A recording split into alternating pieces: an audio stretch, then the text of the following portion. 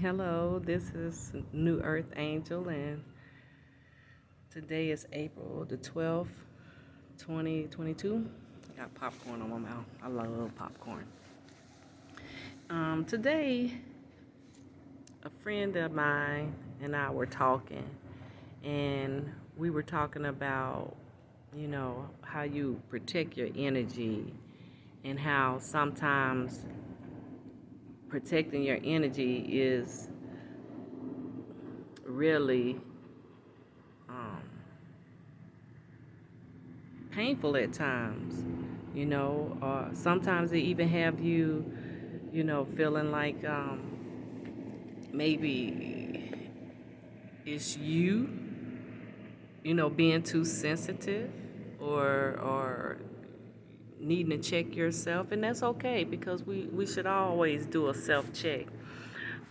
But at the same time, it is very important that you take a look at your surroundings and the people that you're dealing with, the people that you allow to, enter into your circle. And sometimes that's family and friends. That's people that's been close to you for a long time, and having to, step back sometimes, um, it could be painful for you and for them. But you have to assess what type of effect this relationship has on you mentally, emotionally, and physically. Because if you don't have healthy boundaries, you could easily become overwhelmed with other people's issues. You could easily be taken advantage of. Um, and you can easily put yourself in a position where you are, you know, doing more than you really want to do. And I'm saying that to say, when you have to step back, it could be that, oh, this is someone that I've been friends with for a real long time.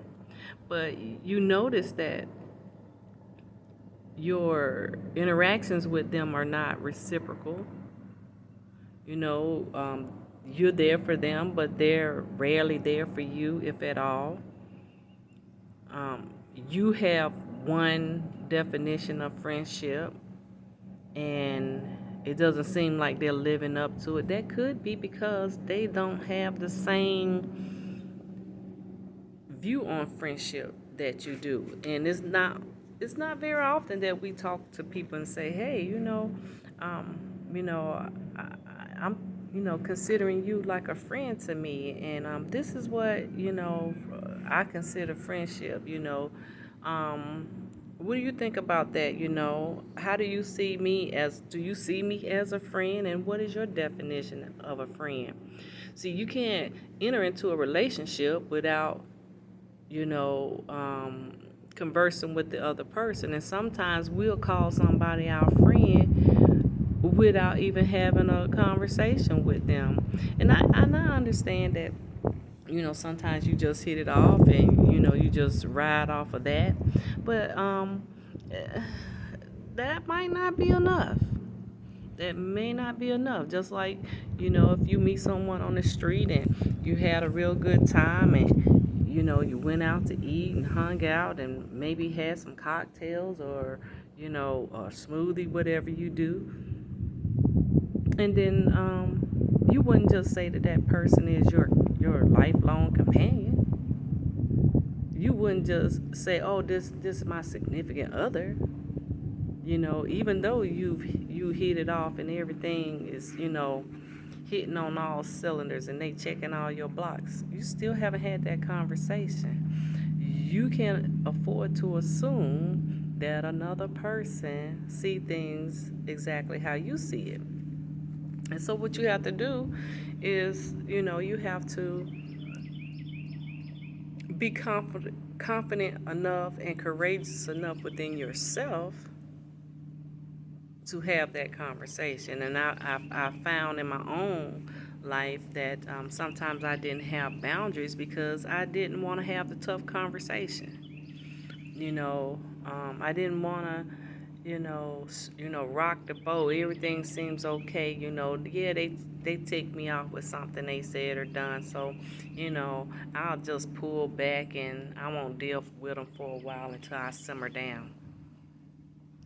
But why? Why do you have to continually put yourself in a situation where a person could cross your boundaries, your invisible boundaries, because you haven't actually put them out there? And I found that, a lot of things that we project onto other people saying, oh, this person is this and this person is that. Uh, Really, the issue is you. The issue is me. That's what I had to look at. The issue was me. I wasn't at a place where I felt comfortable enough to just say, "Hey, I don't like what you did," and I want to know, why did you do that? And if we're gonna be friends, you can't treat me like that, or you can't do this or say that, or whatever the case may be. A lot of times we just avoid. We taking a stance of avoidance because we don't wanna argue. You know, we don't wanna we don't want other people to see us in a certain way. But you upset.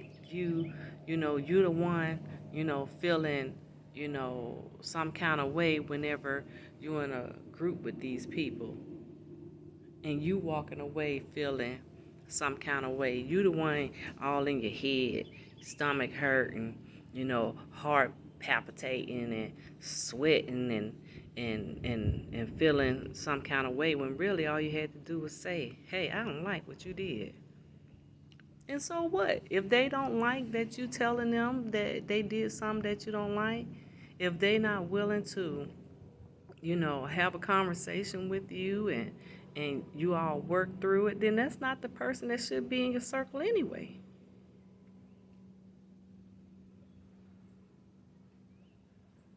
If a person is upset with you speaking your truth, then something's wrong there. Now, I can say it does matter how we say things. My mom always used to say, it ain't what you say, it's how you say it. It's not always what you say, it's how you say it. Okay, and if the relationship means something to you and you want to salvage that relationship some kind of way, then what you might want to consider is saying what you need to say with love. And how do you do that? It's just like seasoning, you know. When you get ready to cook, you gonna sprinkle some seasonings on it. Make it good, make it taste good. And that's the same thing when you get ready to deliver a tough message. Say it with love. How what that sound like? It's like, hey, I value the relationship that we have. I think that we might need to, define or redefine, what friendship is to us, because right now I'm not really feeling like I'm getting my needs met as a friend in this relationship. Oh, well, what do you mean by that? Well, it's certain things that you've said and done that I didn't find to be quite friendly, and I wouldn't have done that to you as a friend. And then give them some examples. Because sometimes people do things and they don't even think about it. And sometimes people are accustomed to living their life a certain kind of way with certain kind of actions, and they do these things with other people, but they got to know that they can't do it with you. You teach people how to treat you.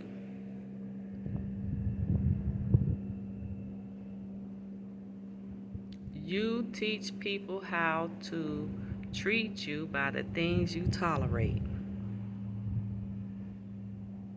If they know they can't come to you with the with the BS, they won't.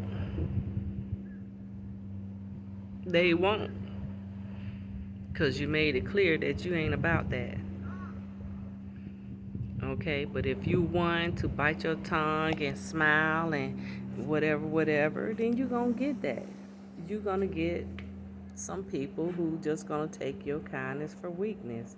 And it's not that they just being malicious. Some are, but for the most part, people are going to do what they can get away with, just like a little child. Just like a little child. If you leave the pantry door open, and the little one can pull the door open and get in there and get what they want and tear the pantry all up, trying to get to the snacks, that's what they gonna do. But when you say, hey, don't you open this door, and you got that door closed, that's a boundary. You don't go in here until I go in there and get you something out of there. You tell me what you want. You That's a type of boundary, you know. And the same thing too when we deal with people, you know. If you know that you don't like certain things, don't start tolerating it. Don't start accepting it. As soon as you come into a situation where you're not, you're not feeling good, and I'm not talking about arguing, because this has nothing to do with arguing. Because if you speak your truth from a place of love, there's no need to argue. See, arguing comes when you've let things escalate.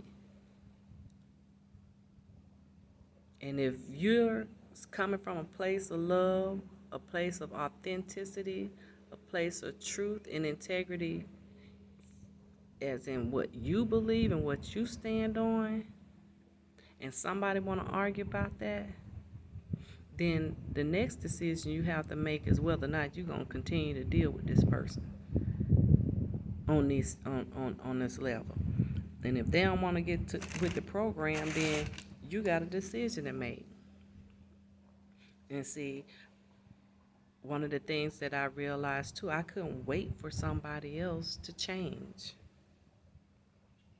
And see, that's why we be mad. Oh, I do this for this person, and they still won't change it.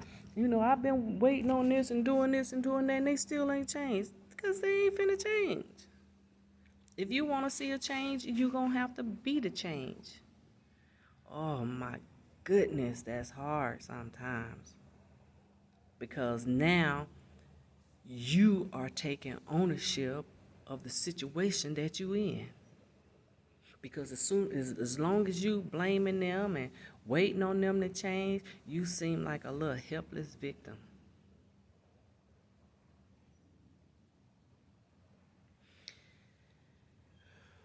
We cannot always prevent things from happening that's that that hurts us. But we always got a choice as to how we going to respond to it and what we gonna do going forward. And we can't wait for somebody else, the person that hurt us, to come heal us. Because for one, they don't even think they done anything wrong. How they gonna heal you? They can't even tell you they sorry. They won't even tell you that they were wrong. They won't even admit to themselves that they're wrong. So why are you sitting waiting for them to give you what you can give yourself, which is healing? Just accept the fact that, hey, this person doesn't know who I truly am. And that's unfortunate for them. But I don't have to stick around and continue to allow them to abuse and misuse me.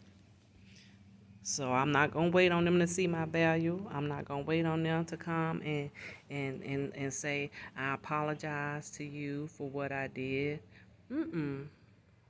I can go ahead and forgive them right from where I am. I forgive them, for they know not what they do. Ain't that what Jesus said? Because if they knew who I was and how genuinely I am presenting myself in this relationship, they wouldn't do me the way that they do. So it's nothing wrong with me. It's something going on with them. They don't know a good thing when they see it. And that speaks to what's going on in their life, not what's going on with you. So, so that I can heal, I had to find a way to forgive my enemies.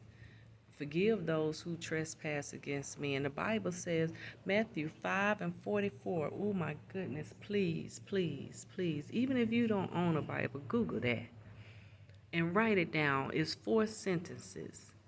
Matthew 5:44. It tells you how to deal with your enemies. When I tell you, you don't have to throw out the Bible because man has misused it. Okay, it's a religious text, and it's got truth in it. It's got principles that'll work for anybody that'll work it. Pick it up. See, that's what they don't want. They don't want you to seek out the truth. Truth is everywhere if you open to receive it, and it's in the Bible. Matthew 5:44. Okay, and in that scripture is speaking to you about exactly what to do when you are faced with enemy attacks, and it shows you how you should respond so that you don't fall into that trap of doing to them what they done to you, because then there's karma. What goes around comes around, you know. You reap what you sow. All of those things mean the same thing. Whatever you dish out, you're going to get it back. So if that's what you understand that whatever you dish out, you're going to get it back. So why not give love? And that's what Matthew 5:44 is telling you right there, is how to deal with your enemies without blocking your blessings. Okay? If you on a job and you doing what you're supposed to do, and you got somebody harassing you and backbiting you and doing things to sabotage you at the job, there's no need for you to get bitter and hate going to your job, because that's the work of the enemy. That's your blessing, to be able to work and earn a living. So what you do, you got to know that this is a test. This is a test. So what are you going to do? Are you going to allow these people who are hurting, who don't see your true value, or they see it and they so spiteful they just want to abuse it? But guess what? If you follow Matthew 5:44, oh my goodness, honey, praying for your enemies. Tell me about it. I had someone who I couldn't stand them. I couldn't. you know, and it was at the workplace, and it was like they was just trying to make my life miserable. But I just knew I couldn't have that in my heart, because even after I left work, this person's still taking up energy. No. To the point where it affects how you move about day to day. No, no, no, no, no, no, no, no, no, no, no. You on vacation thinking about somebody at work. Matthew 5:44 really did save me, and I was able to also see that if I keep my mind stay on the goodness of God, what God was doing in my life, you know, at that particular moment, staying in the moment,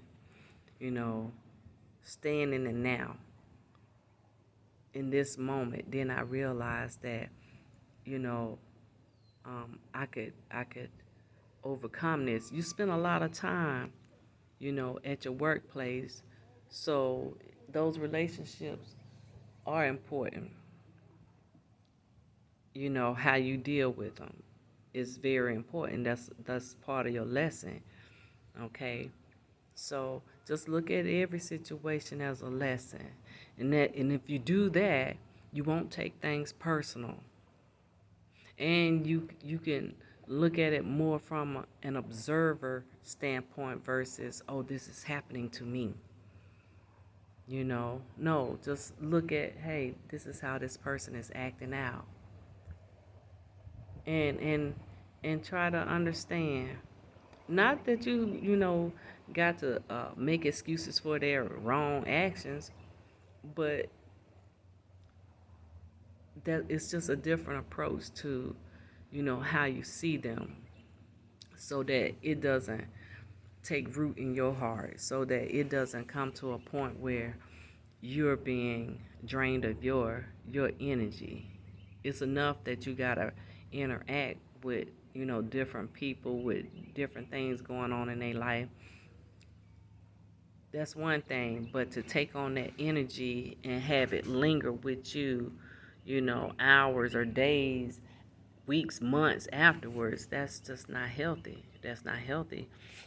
And with that, while you tied up with that negative energy, you're blocking the good energy that wants to come to you. If people, and one example of that, you think you're in a good mood today, but you got this heaviness on you. When people look at you, you look like you got a heaviness. You look like you, just the way how you walk, or your conversation, your mannerisms. You've seen somebody, they just look like they carrying a big old rucksack on their back, and but they don't have anything visible on them. But they walk around like they dragging. They humped over.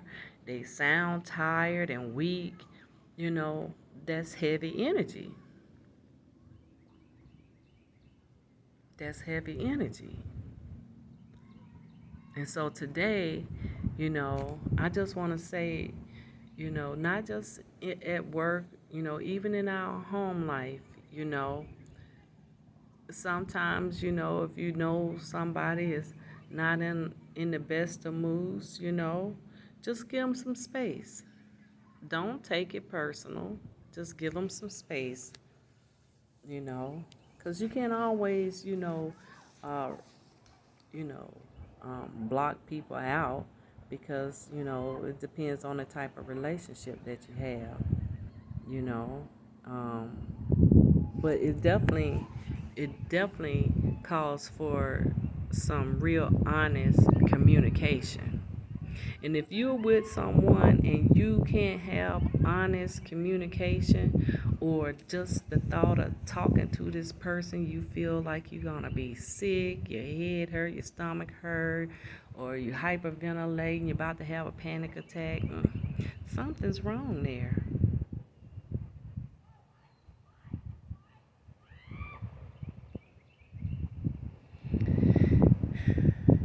I can't say that, that you walk away from this person, or, but it could be that you might have to, distance yourself for a little while. And what's you know, even more hard on that is when it's family. It could be your adult children, you know. They're gonna live their life how they wanna live it. You can't control it.